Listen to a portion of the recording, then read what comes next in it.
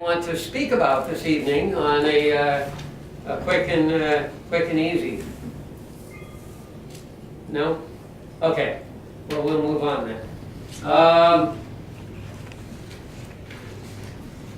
The evaluator. General evaluator was Tammy, who is not here. Maurice, you're the evaluator. Would you like to be GE also? Yes, I'll take GE. Okay. Good enough. I could do a quick and easy speech if you need me to, just to fill up the space. Okay. Just let me know what you want me to talk about, and I'll figure out a way to talk about it. Okay. Okay? But this evening, we would like to welcome our guest, and we would like to start our program. First thing we do is the educational program. What we would like to do right now, though, is I would like to introduce the various different things that we do. Now, I'm Toastmaster. Toastmaster is basically the master of ceremonies. So I will be up here, I will be trying to keep everything moving along nice and smoothly and keep the meeting going in a good and appropriate manner. Now, the grammarian is going to be Katie. Katie, would you like to explain what the grammarian is and tell us what our word of the day? Yes, as grammarian, I look for ums and ahs, moments like that, improper grammar, repeating of words, and I also count the word of the day that is used. And so our word of the day today is outlier, which is a noun that means something that lies outside the main body or group. It is part of, an example, as a cow far from the rest of the herd, or a distant island belonging to a cluster of islands. All right, thank you, Katie. And then we also are going to have table topics, which is my favorite part of Toastmasters. And Justin, do you want to say anything about it? Sure. So table topics are, spontaneous, an unplanned topic that will bring up that you'll respond to on the spot. You don't have time to prepare. You have a minute to 2 minutes in order for talking time that the goal is to fill and to speak intelligently about the topics. Avoid the ums, the ahs, and I'll be presenting those topics and choosing the people who will be speaking. Very good. And then, as part of our educational program, we also like to learn how to speak better. And in order to do that, we have to have somebody tell us how we are doing, and that is our general evaluator. Maurice, did you explain that? Yes, as a general evaluator, I will give an evaluation of the meeting as a whole, whether it started on time, whether we had any hiccups during the meeting, and also the head of any evaluators, any speech evaluators, and I'll direct them to give evaluations. Okay, and as a speech evaluator, do you want to explain what your job is there? Yes, as a speech evaluator, I'll be evaluating the person's speech out of the competent communication manual or whatever manual they come out of, and I'll be following these evaluation suggestions to see to determine how well the speaker has spoken and whether any body language, any vocal variety, or anything that the project asks for, how well did the speaker perform those tasks during the speech. Okay, very good, very good. And all of our speeches come out of a manual. They're supposed to come out of a manual so that we can progress in our speaking ability. We start out with a creative community or a creative, competent communicator, and that goes through 10 speeches to develop our first ability to start speaking, and then we can branch out in whichever direction we want to go. There's numerous different programs that can be looked into, depending on our personal desires and professional goals and so on. But let us start with our first speech. Our first speaker this evening is going to be Thomas Jester. He is one of our newer members here at Toastmasters, and he's currently working on his 5th speech, and every speech he has given has been quite interesting. He is a interesting character, to say the least, and he loves to express himself. Mr. Thomas Jester, he's going to be talking about double dates.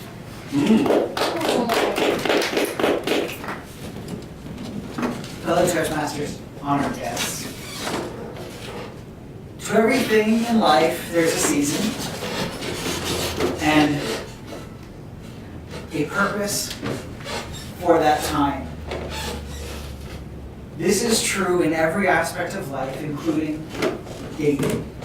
Now, when I'm talking about dating, I'm talking about pairing off with another individual and going out and doing something. Now, I'm kind of talking about an outlier in that group, and that's double dating. Most dates are one-on-one. Just 2 people going out for dinner or a movie or some activity, just the 2. I'm going to talk to you about the 2 time frames in a relationship when double dating is a really great idea. The first time frame is when you're getting to know somebody, like a blind date.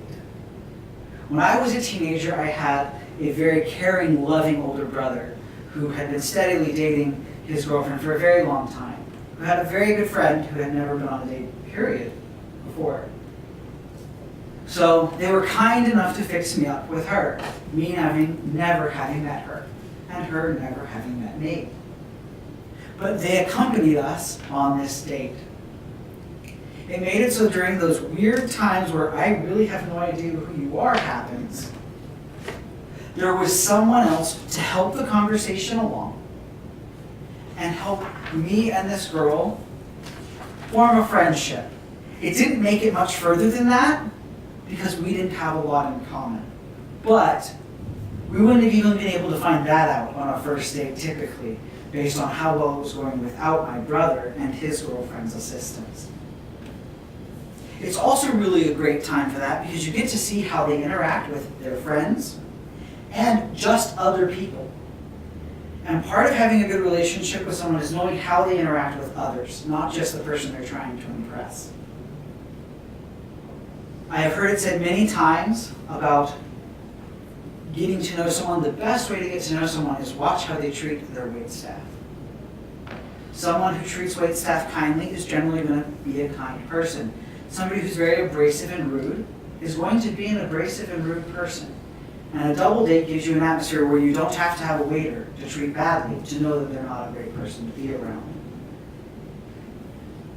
The other time in life when double dating becomes really amazing and fun is after you've gotten past that getting to know each other phase and through the big, now we're actually dating and we're serious about each other phase, and you're totally committed to the other person.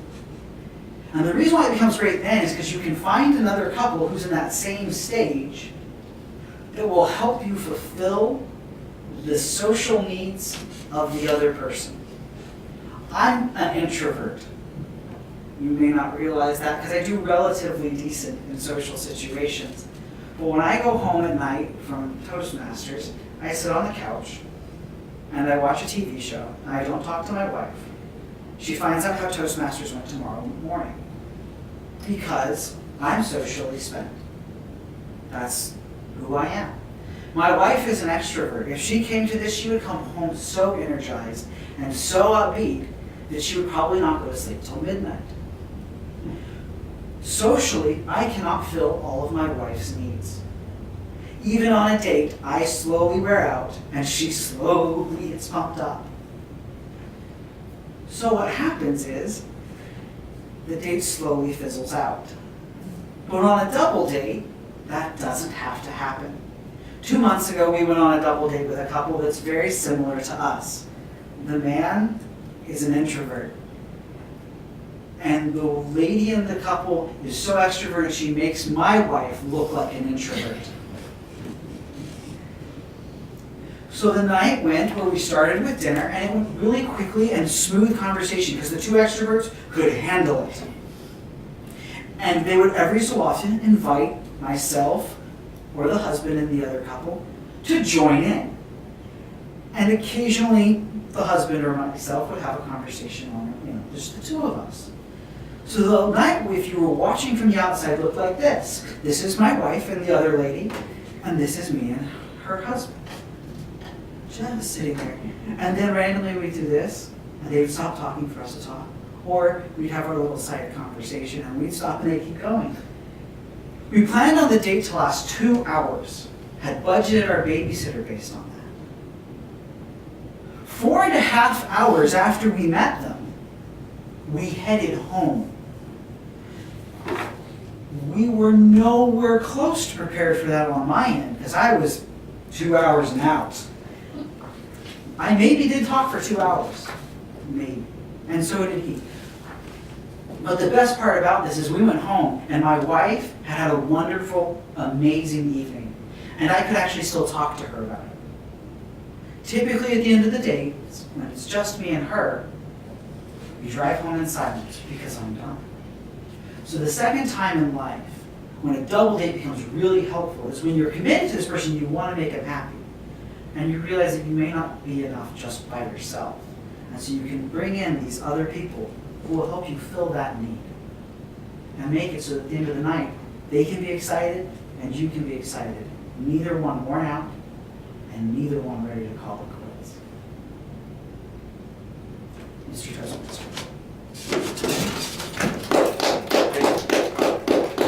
I did forget one position that I'd like to cover right now, and that is the position of a timer. Our speeches are supposed to last a certain time frame. In this case, it was a 5 to 7 minute speech. So at 5 minutes, I will give him a green light. At 6 minutes, I will give him a yellow light, amber. And then at 7 minutes, I give him a red light. And theoretically, he has 30 seconds to get off the stage where he has passed his time limit. So that is how the timer works. All right. I guess that we still are in a situation where we do have time for someone else to give a short speech. If there's anything that anyone wants to talk about, I can give a quick synopsis on it. Or if not, well, not. But any ideas? Okay, May Day. May Day is a very interesting day. Okay? Now, there are a lot of different things on May Day. May Day actually was originally a spring festival that was held in many places. My wife is French, and one of the traditions of May Day was to go out and to gather lilies of the field, because that was one of the first flowers of spring that came up even through the snow. So that was like a traditional thing. And of course, many of you may have heard of the maypole, which, the kids dancing around with colored banners, making a pole that has all these colors on it. And that was a tradition that was basically a Druid tradition, same type of thing, celebrating the coming of spring. Now, in the early in the early 1900s, late 1800s, early 1900s, there was a movement in the United States to try to create unions for the workers. And there just happened to be a riot amongst protesters on May 1st in Chicago. And this riot, they were protesting for a regular work day and minimum wage and all those kind of things that are still an issue in our modern workforce. But they were rioting against this, and then the police were there to kind of keep this whole thing calm and whatever. And somebody actually threw a bomb in amongst the policemen and killed a couple of policemen. Well, after that, of course, everything went south. Now, the interesting thing is, after all the whole riot was over and there were numerous people that were killed, but there were more police that were killed and injured than there were civilians that were killed or injured. But still, this was the great evil riot where they're fighting against the protesters.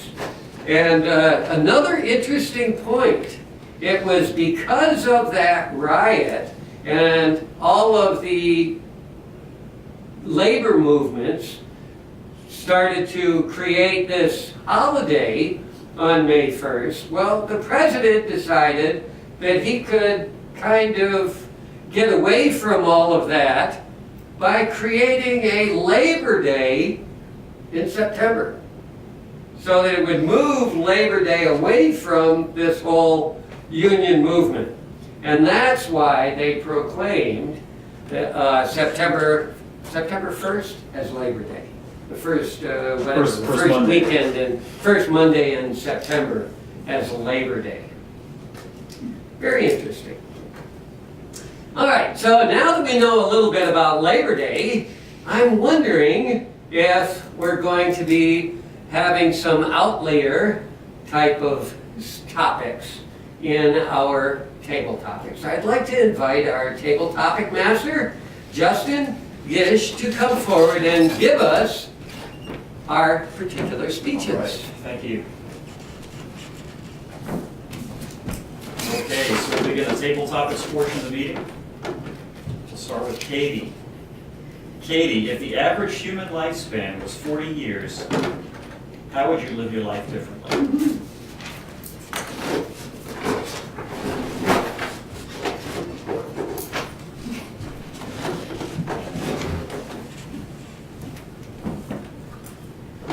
Well, Toastmasters, honored guest, if the average human lifespan was 40 years old, I'd like to think that I live every day to the fullest. And that's an easy phrase, but I think sometimes I get bogged down in work for that to-do list that I love to check off. As I check more things off my list, I stay active and I love it, but I don't always take that fun getaway time, the quick weekend to New Orleans or the beach, or just for having fun with friends because I'm too busy with job responsibilities or housework or something else on that long to-do list. And so as I approach already almost 3/4 of that 40-year lifespan, I'd like to think that I will live a little more fun and just enjoy life a little bit more since I have less time on it. So that's how I'd spend my 40 years.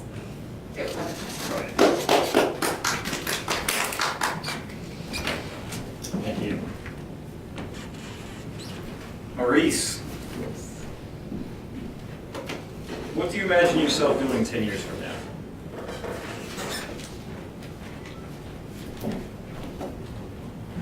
Thank you, Topic Master. Fellow Toastmasters, honored guest. What do I imagine myself doing 10 years from now? Assuming that the world is, quote unquote, basically in order, hopefully I would have my business to the point to where it is very profitable, and I would be doing other ventures such as, let's say, property ownership. Besides that, I don't know of anything that I would consider an outlier as far as my favorite things to do, or things that I would consider my favorite things to do.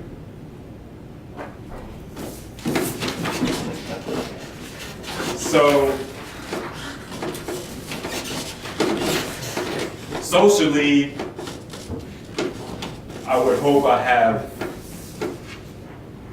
more friends, although I'm at that point where I'm not really looking for a whole lot of friends, like an entourage or anything. I'm just more settled down. So those are some of the things that I would imagine myself doing in 10 years. Mr. Topic Master. Right. Thank you, Maurice. Thank you, sir. You know, so many of these topics can be tricky. A lot of these are kind of overshare kind of topics, and sometimes maybe a little strange to discuss in front of people. But with that, Mark, how would you spend your ideal day? My ideal day. Well, my ideal day is getting up early and going for a walk. One of the things I like to do up here in Huntsville is walk around downtown. And it's just good to not be thinking about anything in particular. Just walk around, look at the scenery. In downtown Huntsville, they've actually got this big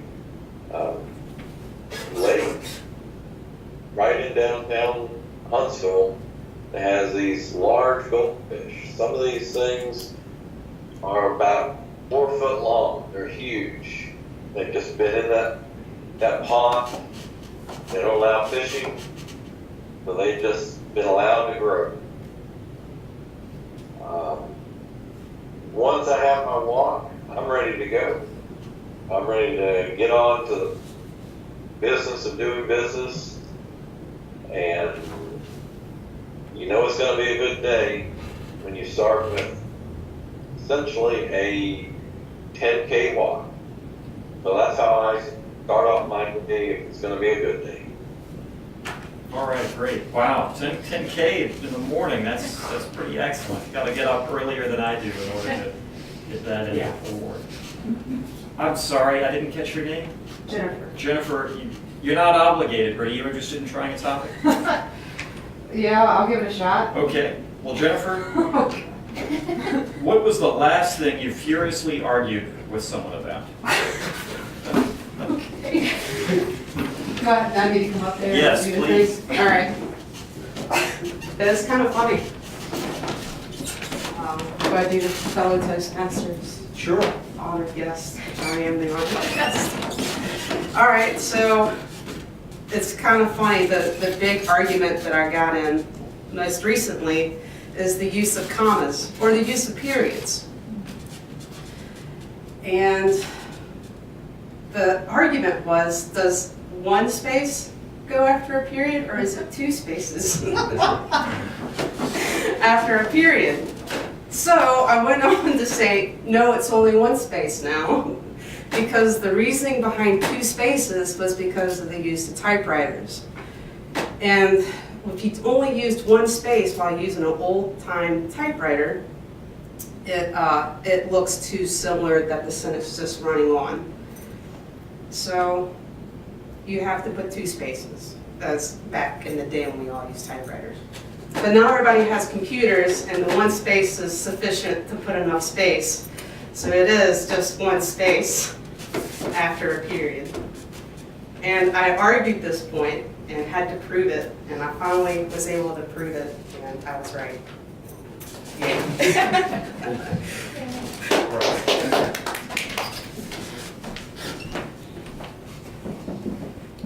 Jennifer, I agree with you on that one. I've come across that recently too, and they say if you use the 2 spaces, it kind of dates you and when you learn to type. So if you use the single space, you maybe look like you're more on top of things to people professionally. So they say that is what you're supposed to be doing now.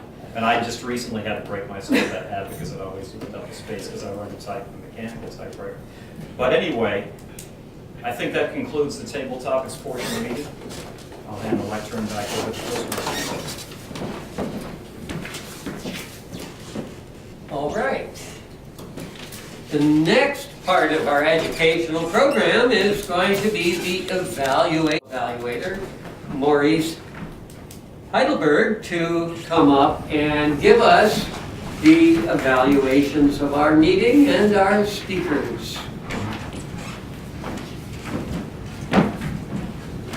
Thank you, fellow Toastmasters honored guests. The meeting evaluation is as follows. The meeting started on time. We took a 5-minute recess in order to see if anyone else would come, and also to attempt to fulfill the agenda. Also, the lectern was mostly occupied. There are a few little times where the lectern was unoccupied for several seconds. Other than that, it was a good meeting. The flow of the meeting went smoothly throughout all the phases of the meeting. Now, for the first evaluation, which was Thomas's speech entitled Double Dates, coming out of project number 5, Your Body Speaks. And basically, the objective is to use proper body language during the speech. Stance, movement, gestures, facial expressions, eye contact, help communicate the message and achieve your speech's purpose. Body language should be smooth, natural, and convey the same message that your listeners hear. So the objectives was to use stance, movement, gestures, facial expressions, and eye contact to express your message and achieve your speech's purpose, and make your body language smooth and natural. This was a 5 to 7 minute speech.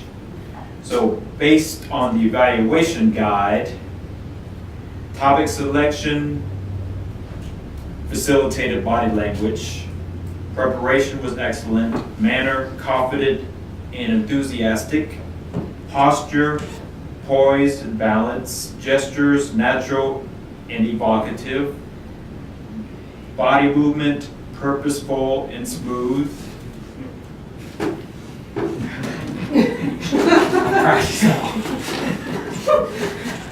Eye contact, established visual bonds. You got the people's attention to what double dates, what happens on a double date, or what should happen, or what can't happen on a double date. Facial expression, animated, friendly, genuine. Speech purpose clear. Speech organization, logical and clear. What could the speaker have done differently to make the speech more effective? Just a little more in the gesture department. Just a little more. I mean, it was good all the way. I mean, you expressed what you had planned to say. Just a little more here and there. And what did you like about the presentation? The speech gave the benefits of double dating, and then particularly how different types of personalities can affect the double date. And those are the main points that I got out of that. So that is the evaluation of Thomas's speech.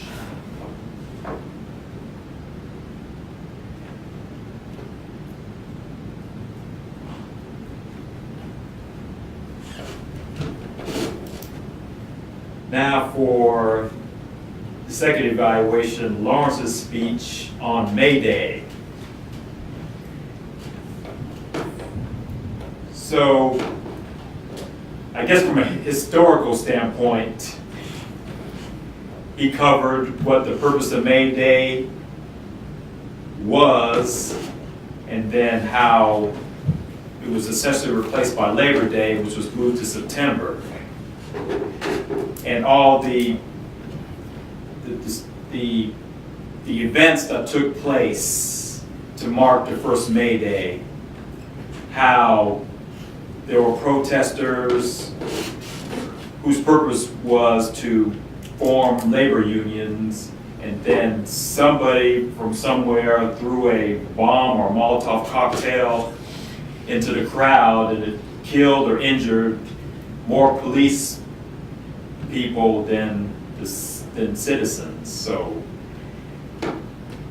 that was a summary of the history of May Day, which is, we don't have May Day as an official holiday, but people still recognize it as May Day. But we have Labor Day in September. So that is as far as the speech, as far as the mechanics of the speech, he performed very, very well. Don't have any evaluation points for it, but he performed, he presented the speech well enough.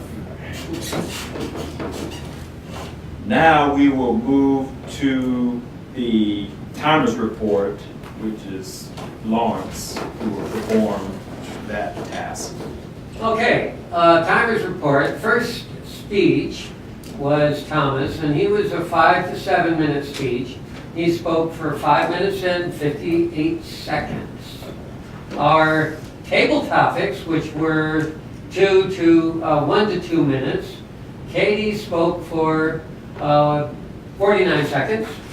And when we do speeches, normally there is a little bit of slack before and after, especially in contests. You have 30 seconds before and after. If you're in that time frame, you're still okay.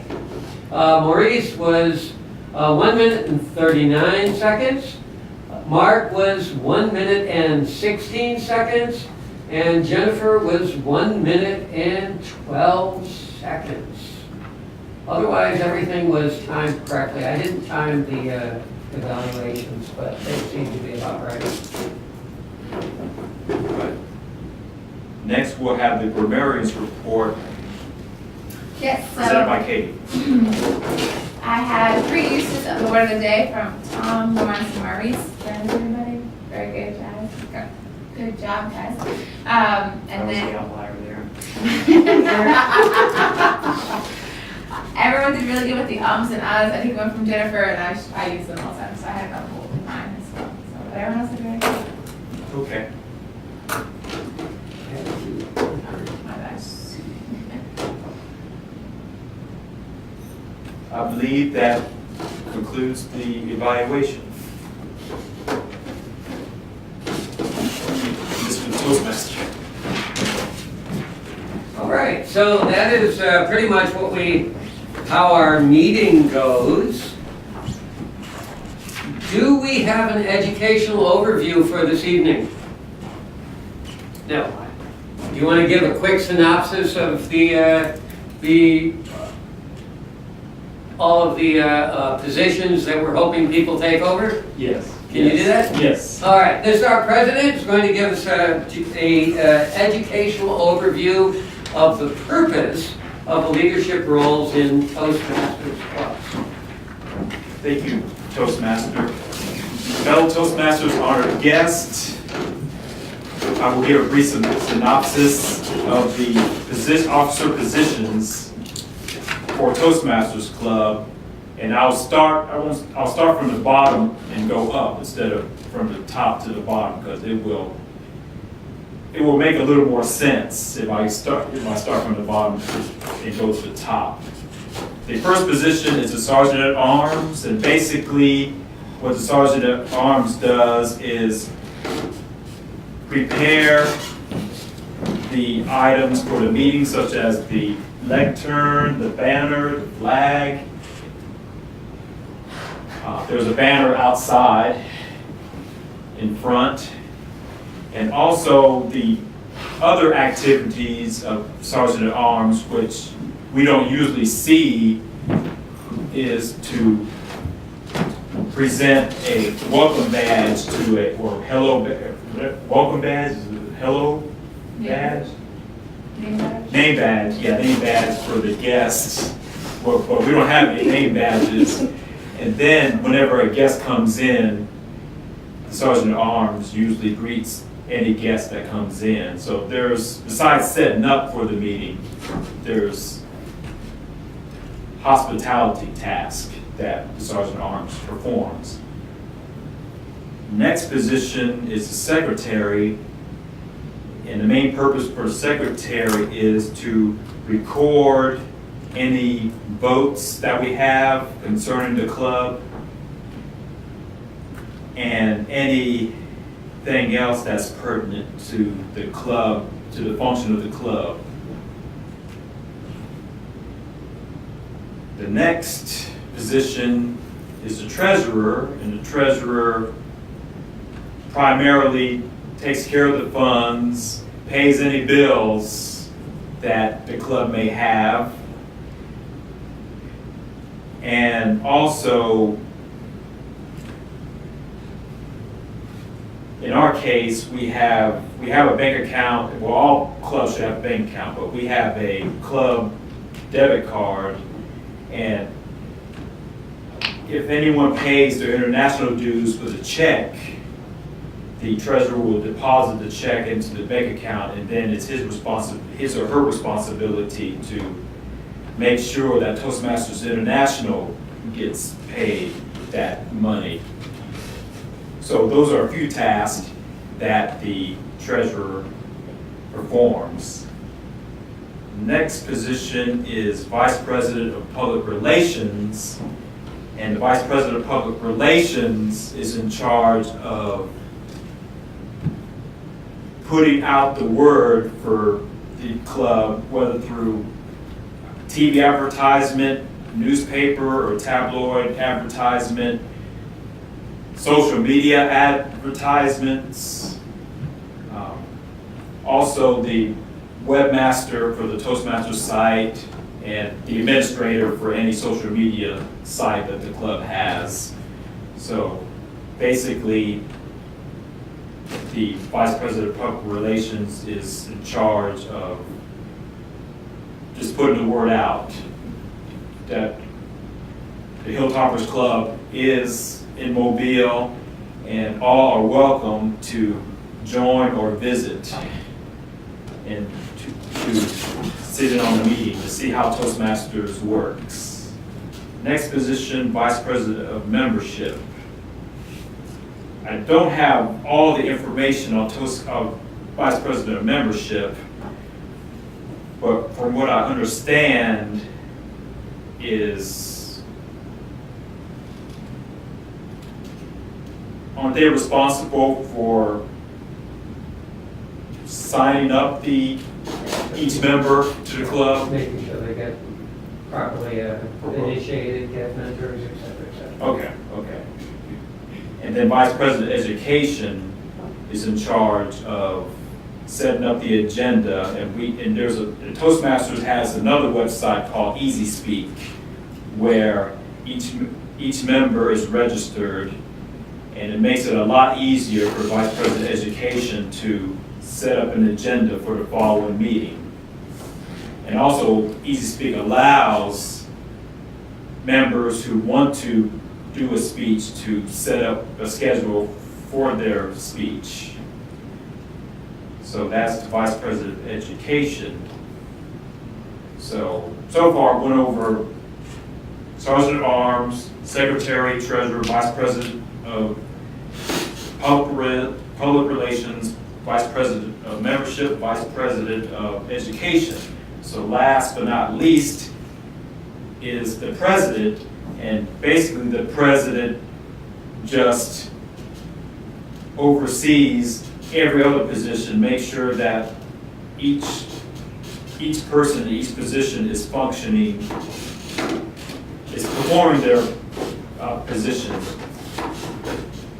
And usually the President will ask questions, certain questions pertaining to that person's position, whether they're executing it properly. So being President is really easier than most of the other positions. And also, the President also initiates the meeting. So those are the 7 positions. Well, there's technically one more position. It's called immediate past President, and those 8 positions form the Executive Committee, which should meet periodically at least once a month to make sure that the club business is running smoothly. So that is the educational overview of the different positions in the Toastmasters Club. Toastmasters. Very good. Katie, did you ever get a pen? Yes. Okay. Well, we have one, now that we have finally found all of our pins, we have one, did you get one too, right? Yes, I did. Okay, we have one of our members who has not yet received a Toastmasters pin, and we would like to invite Thomas to come up and receive his Toastmasters pin.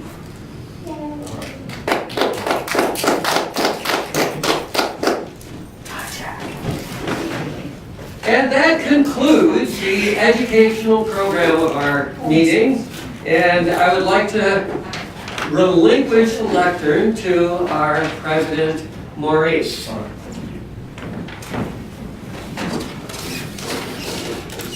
So does the Vice President of Education have an agenda for next week? I have a tentative agenda that very few people have got back to me on. I have Justin down as a speaker. That has not been accepted yet, but I hope that's going to work. Tammy also said she wanted to be a speaker, so I have her also. I have no general evaluator. I have Heather as a evaluator, Mark as an evaluator, David as a grammarian, Yu Ying as a table topics master, and she already accepted that. I don't have a timer or a Toastmaster at this time. So, and if anybody has something that they want to do, please go on to the Easy Speak website and put your name down on the list. We will be glad to make sure you get that opportunity. Before we end the meeting, Jennifer, did you sign the guest book? I did. Okay, all right. So it is 7:43, and this meeting is adjourned. I will be in Charlotte next Monday and Atlanta. I will be in New Orleans. Will you be in New Orleans? It's my birthday next Monday. I don't know what I'll be doing. Oh, You should come to Toastmasters. Come celebrate with us. Well, we'll bring cupcakes. Look at that, promising cupcake.